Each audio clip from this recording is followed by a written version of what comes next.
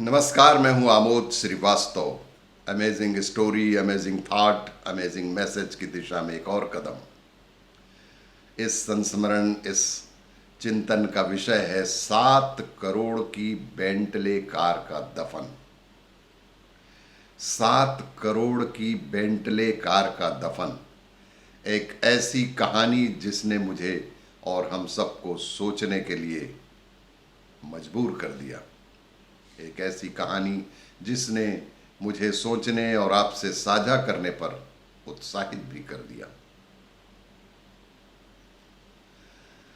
Brazil में सबसे अमीर और सबसे शक्तिशाली लोगों में से एक सिक्विहनो स्कार्पा, उन्होंने सनसनी फैला दी जब उसने अपनी 10 लाख डॉलर अर्थात 7 करोड़ रुपए की बेंटले कार को दफनाने की घोषणा की और बताया कि मैं यह इसलिए कर रहा हूं ताकि मरने के बाद इसमें मैं घूम सकूं।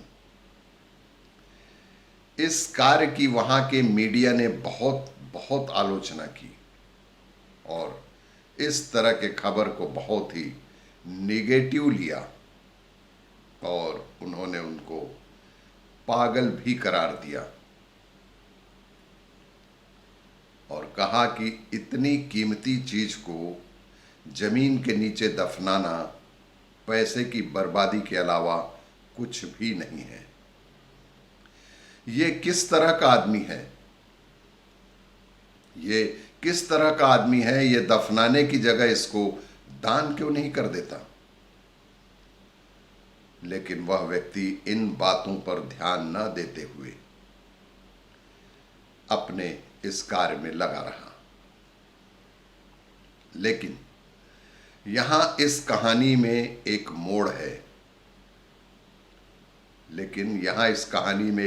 है। एक ट्विस्ट है।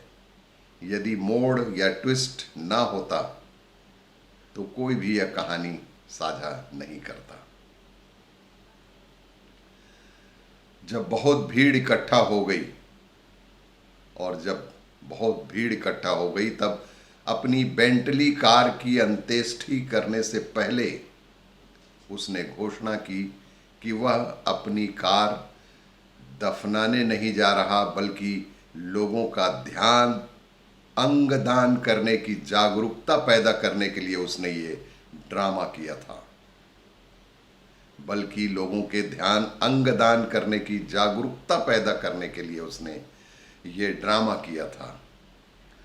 उसने अपने भाषण में कहा कि लोगों ने मेरी निंदा की। उसने कहा कि लोगों ने मेरी निंदा भी की क्योंकि मैं अपनी बहुमूल्य 7 करोड़ की बेंटले कार दफनाने जा रहा हूं। लेकिन मेरी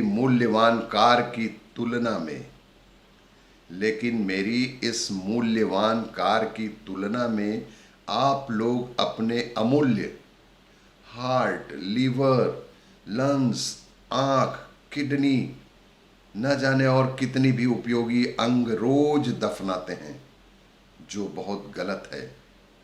बहुत सारे लोग आपके स्वस्थ अंगों की प्रत्यारोपण के लिए इंतजार कर रहे हैं जिससे उनकी जिंदगी बच सके। मैंने प्रण किया, आप भी प्रण करें कि अपने अंगों का दान करेंगे ताकि हमारे अंग जीवन के साथ साथ और जीवन के बाद भी किसी न किसी व्यक्ति के काम आने रहे। इतना नोबल विचार उनके थे जो कि बहुत ही अनुकरणीय कार्य है। हम हमारे अमूल्य अंगों का इसी तरह नष्टीकरण कर देते हैं जो किसी न किसी व्यक्ति के लिए उपयोगी सिद्ध हो सकता है।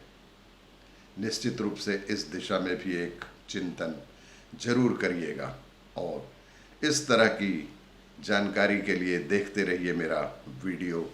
नमस्कार।